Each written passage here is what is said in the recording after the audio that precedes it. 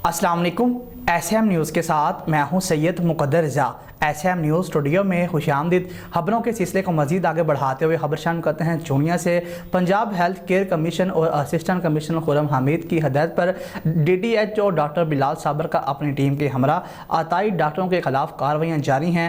गैर कानूनी medical store अताई डॉक्टरों के क्लिनिक को सील कर दिया गया है। इसी हवाले से मज़ीद बता रहे हैं हमारे नुमाइंदे इरफान अशरफ। बताइएगा।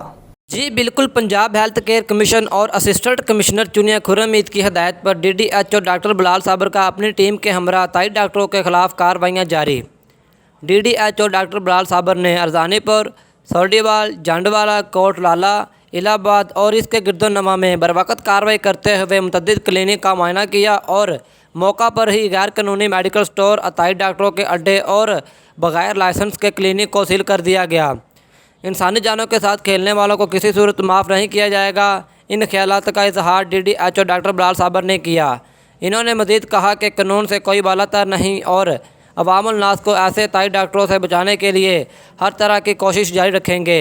जी।